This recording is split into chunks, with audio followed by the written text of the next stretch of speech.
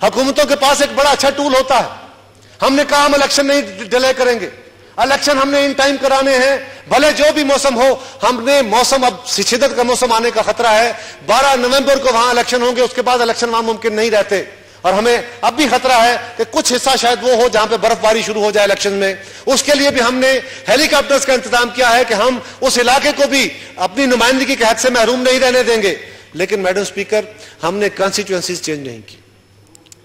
ये बहुत मेरे साथी, मेरे सीनियर्स इस बात से अच्छी तरह आगाह हैं कि जब कॉन्स्टिट्यूएंसीज डिजाइन की जाती हैं, डिलिमिटेशन के अंदर आप बहुत सारे पॉलिटिकल बेनिफिट लेते हैं। मैडम स्पीकर, मैं ऐवान को यह बताना चाहता हूं, हमने पिछले दौर की अपने मुखालिफ हुकूमत की बनाई हुई कॉन्स्टिट्यूएंसीज को चेंज नहीं किया मैडम स्पीकर, और हमने ऑफर किया कि हम इसी को कंटिन्यू करेंगे ताकि इसके ऊपर उंगली ना उठाई जा सके। और हमने पहली दफा पाकिस्तान की तारीख में यह बात कही, लिखा है हमने इलेक्शन कमीशन को कि हमें जॉइंट सेक्रेटरी या इस लेवल का कोई अफसर दे जो वहां पे प्रॉपर इलेक्शन कमीशन, क्योंकि हमने इंडिपेंडेंट इलेक्शन कमीशन बनाया है, वो उसकी प्रॉपर तश्कील कर सके। इससे पहले एक असिस्टेंट कमिश्नर लेवल का अफसर वहां का चीफ इलेक्शन कमिश्नर होता था। और आप बेहतर जानते हैं मैडम स्पीकर कि असिस्टेंट कमिश्नर लेवल के अफसर को कंट्रोल करना, उससे मर्जी के फैसले कराना बड़ा आसान होता है। हमने ये फैसला किया, हमारी हुकूमत ने, सदर पाकिस्तान ने और वजीर आजम पाकिस्तान ने यह फैसला किया कि ना हम कॉन्स्टिट्यूएंसीज को चेंज करेंगे, ना हम एग्जीक्यूटिव अथॉरिटी के जरिए इलेक्शन कराएंगे। पहली दफा वहां पे अदलिया की निगरानी में इलेक्शन हो रहे हैं, और मैं अश्योर कराता हूं इस हाउस को कि इंशाल्लाह ताला वो इलेक्शन जो है वो ट्रांसपेरेंट होंगे। और वजीर आजम पाकिस्तान ने यह कमिटमेंट गिलगित के उस मैदान में तारीखी जलसे से खिताब करते हुए कहा था कि ट्रांसपेरेंट इलेक्शन में जो जमात जीतेगी, जिनकी अक्सरियत होगी, इक़्तिदार उनके हवाले होगा। और मैडम स्पीकर, यह बात जरूर कहूंगा कि हमसे पहले उनका एडीपी चंद करोड़ रुपए तक मुश्तमिल था। पहली दफा इस एडीपी में हमने उनके लिए 10 अरब रुपए से ज्यादा की बीएसडीपी रखी है। मैडम स्पीकर, हमने 15 अरब रुपए का नया पैकेज उनके लिए मैडम स्पीकर मांगा है हुकूमत पाकिस्तान से। पाकिस्तान हिंदुस्तान के साथ अच्छे ताल्लुकात चाहता है। ये भी बड़े हम पे इल्जाम लगते हैं कि पाकिस्तान हिंदुस्तान को खुशनुदी की बात की गई। ये भी कहा लीडर ऑफ द अपोजिशन ने कि सदर पाकिस्तान ने कहा कि वो फ्रेंड्स ऑफ पाकिस्तान में आ जाएं।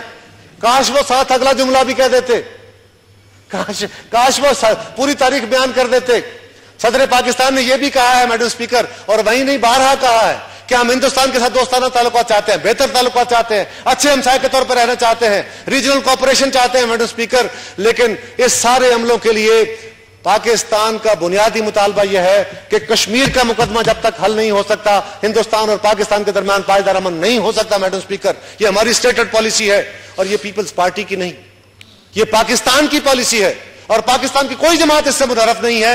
और पाकिस्तान पीपल्स पार्टी मैडम स्पीकर, यह तो वो जमात है मैडम स्पीकर, जब यह बनाई गई थी तो इसके फाउंडिंग डॉक्यूमेंट लिखे गए थे।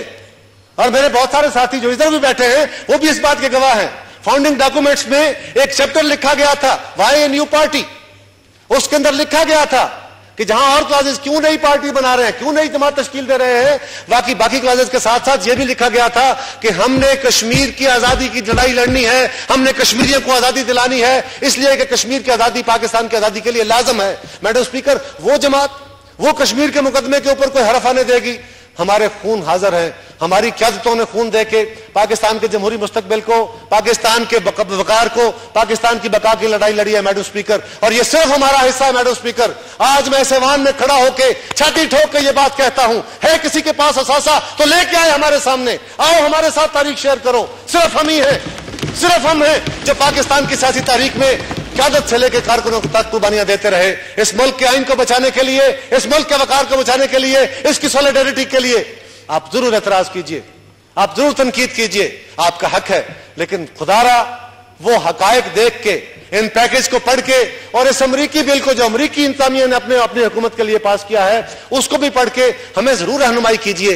लेकिन मैं आखिर में इतनी गुजारिश जरूर करूंगा मैडम स्पीकर कि हमें सबको गुफ्तगू करते हुए ताने नहीं देने चाहिए। तारीख आपके पास भी है, तारीख हमारे पास भी है, हर दिल के अंदर, हर दिमाग के अंदर तारीख नक्श मौजूद है।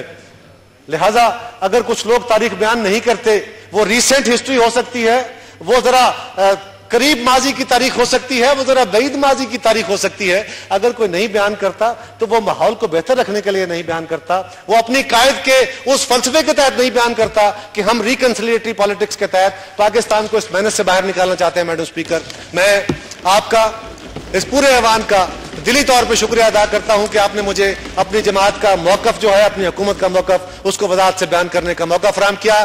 बहुत शुक्रिया मैडम स्पीकर।